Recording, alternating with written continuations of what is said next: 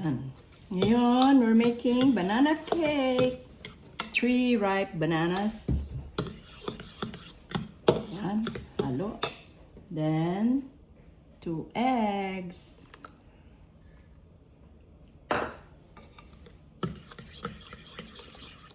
We're gonna use this one.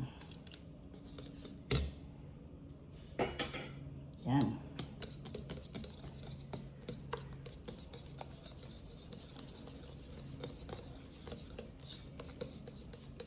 We'll put the sugar.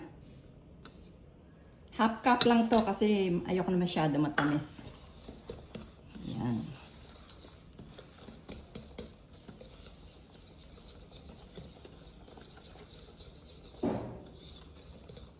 And then we'll do the melted butter, which is about 1 cup or half cup, I think.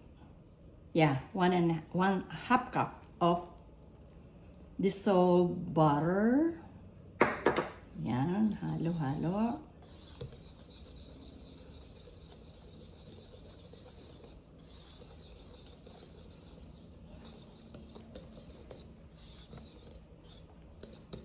Then we'll do the 1.5 cup of flour. Any kind of flour. Yan.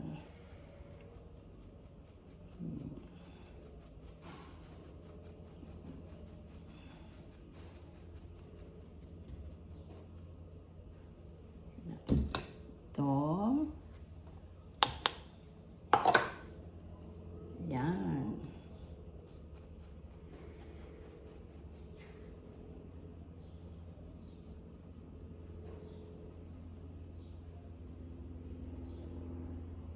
Kailangan hindi buo-buo eh, kaya yan natin. Yan, that's it.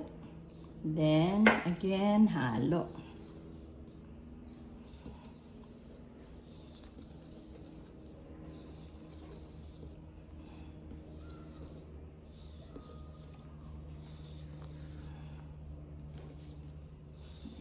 Yan. Post natin. Smells so good na. Wala akong vanilla, so I'm gonna put ano na lang, cinnamon. Pareho din yan halos, pero mas masarap pa nga yung ano. And then we'll put the milk, which is 1 cup of milk. Yan.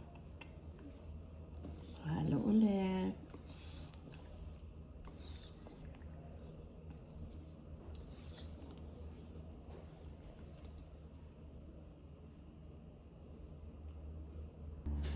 So we're gonna put some salt, a pinch. Masyado marami. Tapos yung baking powder, baking soda. Ayan.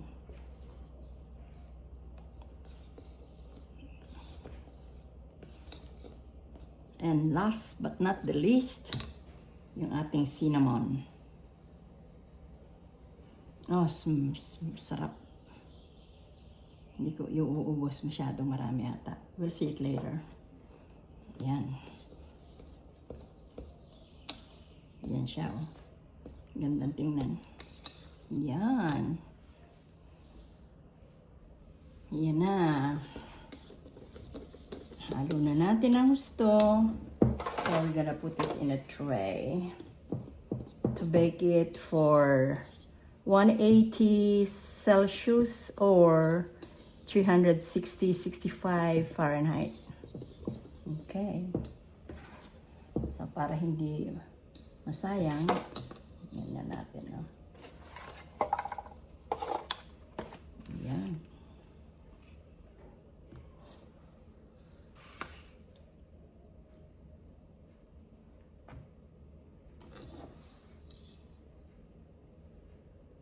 Yan.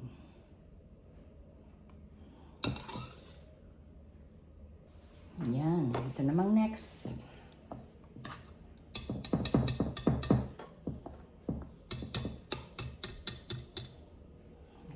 natin dyan. Yan.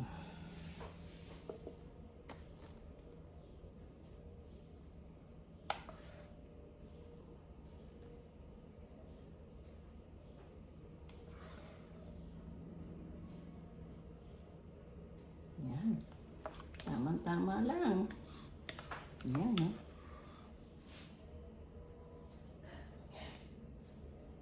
Yan. We're almost done. And we're gonna put this in the oven right now.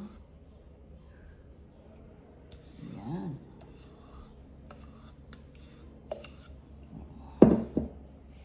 Yan.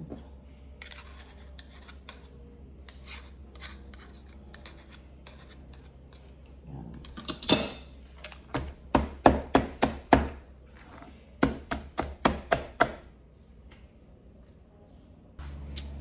So, ayan na. Tinimer ko 30 minutes. Pinasok na natin sa oven. Ayan na siya. We'll see later kung ano ang result. See you in a while, guys.